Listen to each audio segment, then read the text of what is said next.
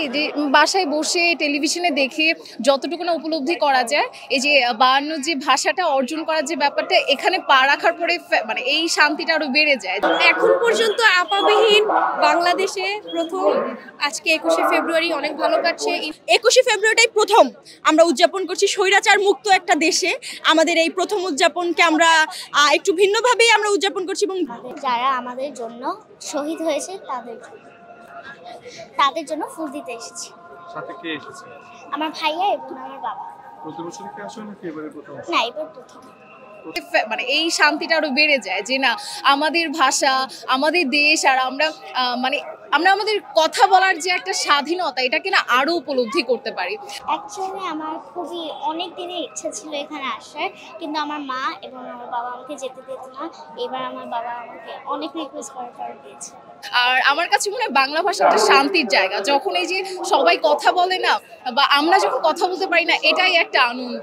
হ্যাঁ, অন্যান্য ভাষা শেখা উচিত সবারই, বাট সাথে সাথে বাংলাটাকেও প্রপারলি শেখা দরকার। আমার ফেসিবাদের কোনো গন্ধ নেই, ফেসিবাদ মুক্ত বাংলাদেশ। আমাদের ছাত্ররা এই দেশ স্বাধীন করেছে। এই great all goes to student. তো আজকে এই যে নতুন ভিন্নতা বলতে যে টাকা পয়সা খরচ করে বিভিন্ন জায়গায় খিচুড়ি পার্টি হতো, এই জিনিসগুলো নেই আলহামদুলিল্লাহ।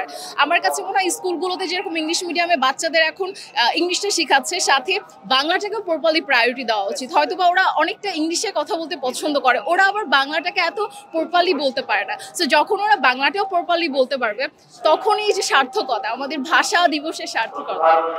আমরা দেশে অনেক সুন্দরভাবে, বিশেষ করে যে সংস্কার যেদিন থেকে হওয়া শুরু করবে, ওই দিন থেকে বাংলাদেশ আবার নতুন একটা বাংলাদেশ দেখতে পাবো আমরা। সেই ক্ষেত্রে আমরা বলতে চাই যে আমাদের যে পূর্ববর্তী সময়ে যেই মাতৃভাষা দিবস উদযাপন এবং এখনকার এই দ্বিতীয় স্বাধীনতার পরবর্তী সময়ে আমাদের যে মাতৃভাষা উদযাপন, এটা আপনারা ভিন্নতা অবশ্যই আপনারা নিজেরাই পরিলক্ষ্য করছেন। এবং সবশেষে বলতে চাই, আমাদের জুলাই অভ্যুত্থানে যে সকল শহীদ হয়েছেন এবং 30,000-এর বেশি আহত আমাদের হসপিটালে এখনো কাটাচ্ছে।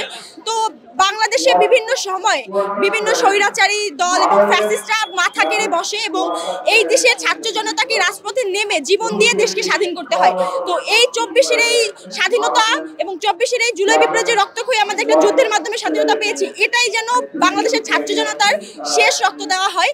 এর পরবর্তীতে যেন আর কোনো প্রজন্মকে রাস্তায় নেমে বুকের তাজা রক্ত বিলিয়ে দিতে না হয়, নিজের প্রাণকে অকুতরে গুলির সামনে উৎসর্গ করতে না হয়, এটাই আমাদের কামনা। এবং আমরা একটি সুন্দর বৈষম্য মুক্ত বাংলাদেশ কামনা করছি। আরো ভালো কিছু হবে, ছাত্ররা আরো ভালো কিছু করবে, ছাত্রদের উপর ভরসা রাখুন। হচ্ছে গিয়ে এগুলা নেই, কারণ হচ্ছে গিয়ে আমাদের যে সন্ত্রাস লীগ ছিল, তারা বরাবর সব জায়গায় বর্বরতা ছড়িয়ে রেখেছিল, সব জায়গায় ঝামেলা করতো, সব জায়গায় তাদের পাওয়ার খাটাতো, সব জায়গায় তাদের ক্ষমতার অপব্যবহার করতো। অপব্যবহার করার কারণে সাধারণ শিক্ষার্থী থেকে শুরু করে অন্য দল, বিভিন্ন দল বা বিভিন্ন পার্টি, যারা কখনোই পুষ্পস্তবক আমার মনে হয় না ঠিকমতো তারা দিতে পেরেছে সম্মানের সহিতে, যেটা এইবার 21শে ফেব্রুয়ারিতে সব দল, সব পার্টি, সব শ্রেণীর মানুষ পুষ্পস্তবক 12টা থেকে দেওয়া শুরু করছে, সুশৃঙ্খলভাবে দিতে পেরেছে। মূলত আমাদের জুলাই আন্দোলনের পরে, আজকে ফ্যাসিস্ট বিরোধী আন্দোলনের পরে আমরা আজকে এই 21শে ফেব্রুয়ারি অন্যরকম একটা অনুভূতি। আসলে সেটি হচ্ছে যে দেশে আমরা এখন নানা ধরনের পরিবর্তন আনতে চাচ্ছি। কতটা সম্ভব হবে আসলে জানি না, সেটা সরকারের দায়িত্ব, আমরা সরকারের দিকে দেখব।